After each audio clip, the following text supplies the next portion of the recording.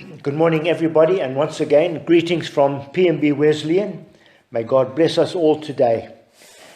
If we can give our talk a title, I would suggest, Put God First. And our scripture just now is going to be from Proverbs chapter 3, verses 5 to 6, and I'll read from the Living Bible. Lord, we're asking now to bless what we're going to talk about. Bless thy word, dear Lord, and everything else that will be based upon it. And Lord, may we go home today knowing that you have spoken into our hearts and have encouraged us. In Jesus' name we pray. Amen. You know, sometimes we have events in our lives which we can never forget, simply because of the impact they've made on us. I remember many years ago when I was still at school, and I just matriculated, and I decided to attend the final assembly of school. And our headmaster, in his final address that morning, he read from the Bible these words to us. Proverbs 3, 5 to 6. Trust in the Lord with all your heart, and lean not on your own understanding. In all your ways acknowledge him. That means in everything you do, put God first, and he shall direct your path. And with these words, our headmaster encouraged us to go into adult life, putting God first in all that we did. And he said, if we would, then God would show us the right way. Now, what is it that God wants us to do? Firstly, according to verse 5, God wants us to trust him completely. The Bible says, trust in the Lord with all your heart. And now that word trust, it simply means to have confidence in. I read a story of a great man who said that of all the experiences in his life that you could remember, he said there was nothing that gave him so much joy as when one day he was standing on the pavement of a busy street in his town. And there they were on the pavement, and then he said a little child looked up into his face, and he said, this little child put his tiny hand into my great big one, and he said, please, mister, take me across the street to the other side. And he said it was such an honor to take that trusting child across the street to the other side. He said, I've never forgotten it.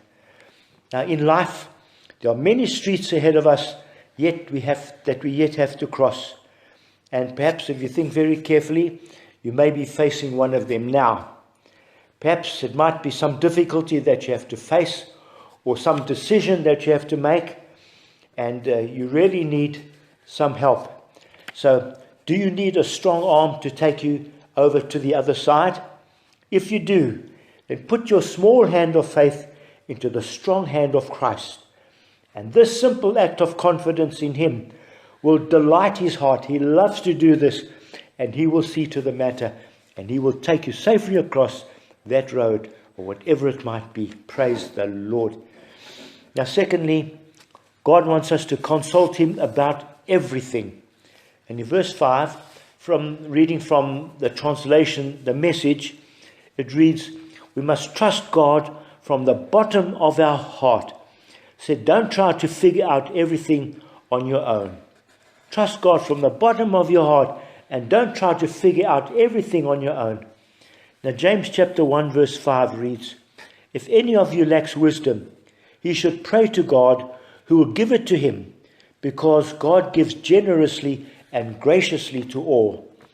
And Psalm 32 verse 8 says, I will instruct you, and I'll teach you in the way that you should go, and I'll watch over you. So God wants us to consult him about everything in our lives. You know, when we say everything, we mean big matters and small matters. Because if it's important to you, it's also very, very important to God. Now, sometimes people try and figure things out on their own, and they don't ask God for any help. Did you ever wonder why? I've heard people say, no, God's too busy, and I don't want to bother him. Ever heard that before? God's too busy, and I don't want to bother him. The Bible says God is not a man.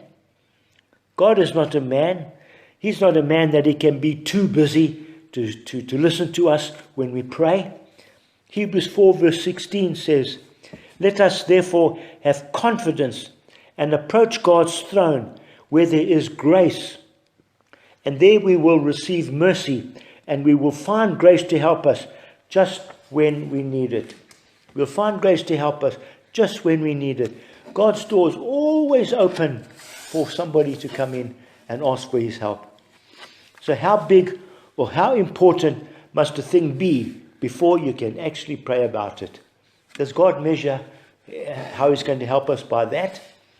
No, of course not. Someone said something to Charles Spurgeon about a godly man in his church. He said, "Mr. Spurgeon, Mr. So-and-so is a gracious man, but he's very strange. For the other day, I heard him praying to God about a key that he had lost." Just think of it, praying about a key that he has lost. And that man, he was so astonished at the idea of praying to God about a lost key. Couldn't believe it. But he was even more astonished at Spurgeon's reply. What did Spurgeon say to him? He said, "My brother, I pray like that too, sometimes. The small things. God listens to the small things." I remember when I was a teller in the bank, it was quiet, and a person of another faith came in, and we were talking about the things of the Lord, and I said to her, God cares about the small little things about our lives. She looked back, and she was indignant. She said, "God is too great to worry about small things like that." Can you believe that? Boy. No, whatever it is, if it's important to you, it's important to God. Please think about that. No matter how small it may be, how big it may be, if it's important to you, it's important to God. So we should ask God for his wisdom for every matter concerning our lives. You know why? Because he loves us. Like any parent would listen to their children, whatever it is they've come to ask them for, the parent will stop and help them because he loves the child, and God loves us, and he wants the very best for us. Now thirdly, the Bible says from that verse, in everything we do, we must put God first. In all thy ways acknowledge him. Put him first. If we do, God has committed himself to show us the right way and to be with us all along the way. If you think about our lives, from where we are now, through life, even up to heaven at the end of this life. And you know what? If we put God first, no regrets. Maybe hardships and trials, but no regrets. Like the Apostle Paul, he asked God this question in Acts 9 verse 6. He said, "Lord, what do you want me to do?" What was he doing? He was giving God his sovereign right to tell him what he should do. In other words, Saul or Paul was putting God first in his life at that moment. And Proverbs 23 verse 26 tells us what God wanted of him. That verse in Proverbs says, "My son, my daughter, give me your heart." Putting God first, that's where it starts. Give me your heart. And as you read the scriptures, the Apostle Paul did exactly that. And he served God faithfully, even right up till the end, where he died as a martyr in Rome, beheaded for the cause of Christ. Faithful to the end. And like Paul, in 2 Timothy 4 verse 7, Paul says to Timothy, "I have fought the good fight." He said, "I have finished the race." He said, "I have kept the faith." And in response to that, God will say, according to Matthew 25 verse 21, "Well done, my good and faithful servant. Enter into the joy of the Lord." So the Bible says, trust in the Lord with all your heart. Lean not unto your own understanding. In all your ways acknowledge him, and he will direct your path from this life into the end with no regrets. Let us pray. As we think of Robert Letourneau, that great Christian engineer. He said, it pays to put God first. Oh Lord, please give us grace to trust Thee with all of our hearts, dear Lord, that when we do everything or anything, that we put You first in the matter. And then if we will, then what will happen is this: everything will work out all right in the end. No regrets, no heartache, just joy and gladness that we put You first in our lives. Amen. Praise the Lord. Amen.